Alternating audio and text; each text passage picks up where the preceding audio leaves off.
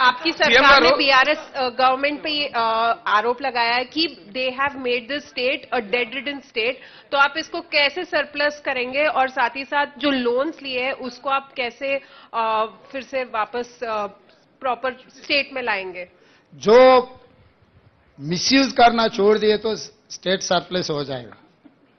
जितना मिसयूज कर दिए कि आदत हो गई, उनको आदत से मजबूर हो गई केसीआर सरकार ने। पिछले सरकार जो भी रिसोर्सेस है मिसयूज करने में उन लोगों का ध्यान है, मिसयूज के अलावा करप्शन। तो हमारे सरकार मिसयूज और करप्शन को रोक दिए तो जितने भी वेलफेयर करना है कर देंगे, जितने भी बैंक्स का जो भी पेमेंट करना है वो भी पेमेंट कर सकते। आगे हम डेवलपमेंट के लिए भी हम प्लानिंग कर लेंगे। एंड केंद्र सरकार से जो मिलने वाला है मैचिंग ग्रांट के साथ साथ में जो ग्रांट्स है, बहुत सारे ग्रांट्स एंड मैचिंग ग्रांट्स को छोड़ दिए पिछले सरकार।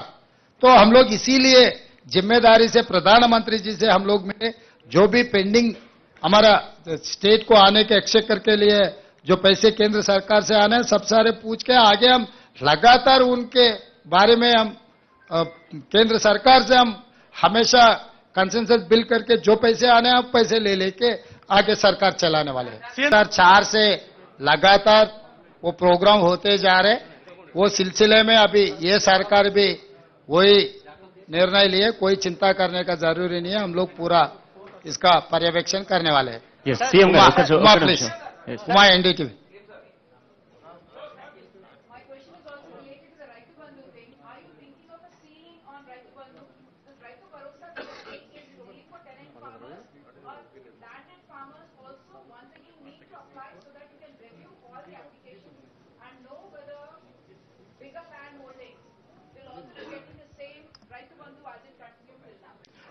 What is your, out of your expense, what is your suggestion? Suggestion is that there should be a ceiling. It's not for me to suggest, it's for your government to decide. Yeah, you are part of the government. I am welcoming you to share your views in this government. Okay, I certainly believe that there should be a ceiling on Raitu Bandhu, on the land ownership, because that's something that is draining your exchequer hugely. You will be able to implement many more of your promises to the poor if you go with Raitu. As of now, there is no ceiling. Definitely, we will discuss in the floor of assembly next budget session. Then we will take a call with building consensus with all opposition parties. Then we will take a final call. Sir, इस तरफ sir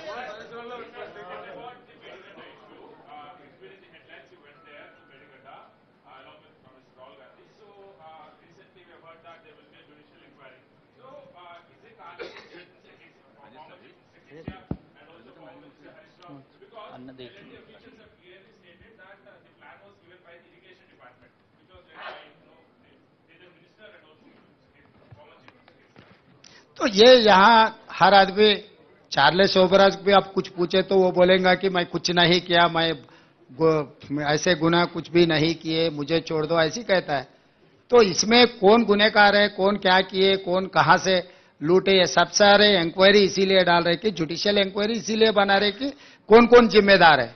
inquiry में ये पूरा तय हो जाएंगे L&T का role क्या है, हरीश राव का रोल क्या है, केसीआर जी का रोल क्या है और अलग दूसरे अधिकारी का भी क्या रोल है, वो बाद में पता लगेगा कि after once we have completed our inquiry.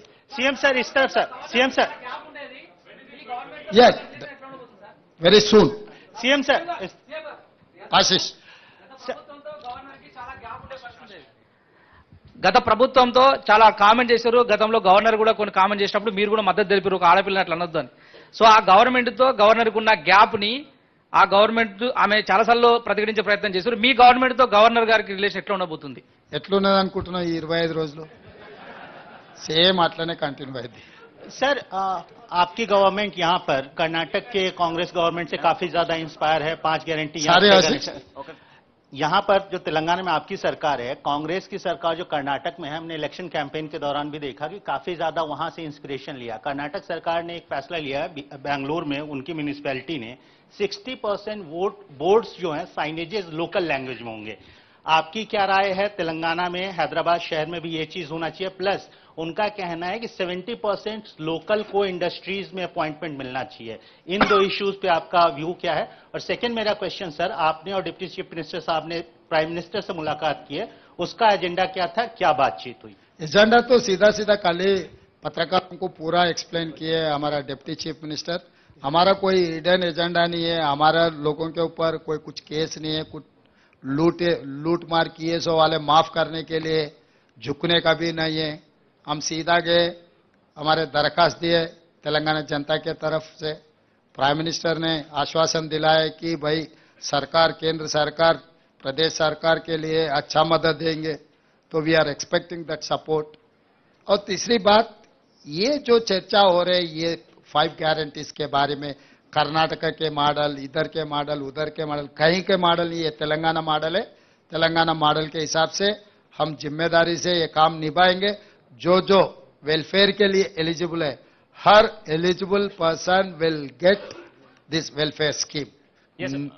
Sir ఒక్క నిమిషం సార్, ఇప్పుడు ఆల్రెడీ రైతు బంధు కానీ పింఛన్లు కానీ ఒక్క నిమిషం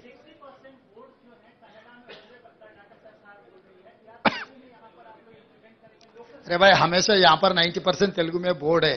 we need not to worry about Telugu, Urdu, English, क्योंकि हर दुकान में मैं जो देखते जाता हूँ तेलुगु में है ही है. अगर कहीं भी कुछ ऐसा प्रॉब्लम है तो हम रेक्टिफाई कर देंगे, उसमें कोई चर्चा करने का कोई इतना जरूरी नहीं है. సార్ ఇప్పుడు రైతు బంధు కానీ పింఛన్లు కానీ ఆల్రెడీ ఉన్న లబ్ధిదారులు ఉన్నారు, వాళ్ళు మళ్ళీ రీఅప్లై చేసుకోవాలా? సార్ 1 సెకండ్ సీఎం గారు, పింఛన్ మళ్ళీ ఆల్రెడీ డాటాలు ఉన్నాయి నాయన, దాంట్లో ఎవరు కావాల్సిన్నా వాళ్ళు ఎవరు అప్లికేషన్ ఎవరికైతే కావాలనో వాళ్ళని అప్లికేషన్ పెట్టుకో అని చెప్పినాం. వాళ్ళు ఎవరు అవసరమైతే వాళ్ళు అప్లికేషన్ పెట్టుకుంటారు. దాంట్లో నీకెందుకు కన్ఫ్యూజన్ ఉందో నాకు అర్థం కాలేదు. సీఎం సార్, సీఎం గారు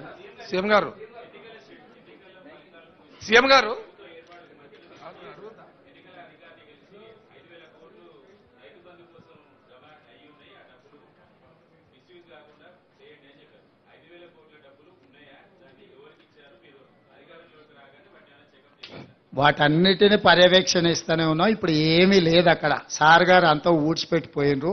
తూడ్చిపెట్టిండు ఊడవడమే కాకుండా చాలా డ్రైగా ఉన్నది. వాటన్నిటిని కూడా సమీక్షిస్తున్నాం. అందుకే కేంద్రం నుంచి రావాల్సిన నిధుల కోసం కూడా అక్కడికి వెళ్ళి కలిసినాము. వాటన్నిటిని పర్యవేక్షించుకొని అందుకే మీకు శ్వేతపత్రం ఇచ్చినాం. ఎందుకు చెప్పాల్సి వచ్చింది అన్ని వివరాలు? మనం ఎక్కడి నుంచి మొదలు పెడుతున్నాం? వెనకటికి పెద్దోళ్ళు చెప్పి రేట్లు వేసినా లెక్క పెట్టేయమని. సో ఈ కేసీఆర్ ఎవరికేమి ఇచ్చిండో, ఎక్కడ ఏముందో కూడా చెప్పని పరిస్థితి ఉన్నందుకే ఈరోజు శ్వేతపత్రం విడుదల చేసినాము. శ్వేతపత్రం విడుదల ద్వారా 6,71,00,000 పైచీలకు కేసీఆర్ అప్పు చేసి మనల్ని నిండా ముంచి ప్రభుత్వం వదిలేసి అందరు కలిసి పరారైపోయినరు. ఈ పరిస్థితిలో నుంచి మనం తేరుకొని ఒక మంచి ఉద్దేశంతోని, ఆలోచనతోని ప్రభుత్వం ముందుకు వెళ్తుంది. అన్ని విషయాలు పరిగణలోకి తీసుకుంటాం. ఎక్కడెక్కడైతే రాబడులు ఉన్నాయో వాటన్నిటిని కూడా తెచ్చుకుంటాం. భేషజాలకు వెళ్లాల్సిన పని లేదు. కేంద్ర ప్రభుత్వం నుంచి మనకు రావాల్సిన నిధులు ఏమన్నా ఉంటే వాటిని తెచ్చుకుంటాం. అన్ని రకాలుగా సమీక్షించుకొని ముందుకు వెళ్ళడం జరుగుతుంది. ధన్యవాదాలు. ముఖ్యమంత్రి గారు, సార్ సీఎం గారు, ఈ ధరణి రద్దు చేస్తున్నారు. అలాగే CM sir, Sriram, thank you.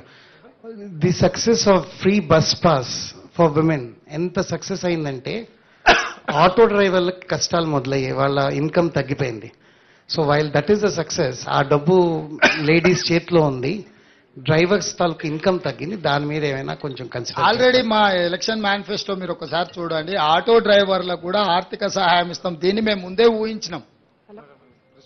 ఇది జరిగితే వాళ్ళకి ఏదైనా ఇబ్బంది జరుగుద్ది, నష్టం జరుగుద్దన్న ఆలోచన ముందే మా మేనిఫెస్టో కమిటీ చైర్మన్ గారు శ్రీధర్ బాబు గారు గుర్తించే మా ఎలక్షన్ మేనిఫెస్టో కమిటీలో ఆటో డ్రైవర్లకు ఆర్థిక సహాయాన్ని అందిస్తామని చెప్పినాము. స్పష్టంగా ఆటో డ్రైవర్లను కూడా అందరి వాళ్ళ వివరాలు సేకరిస్తాం.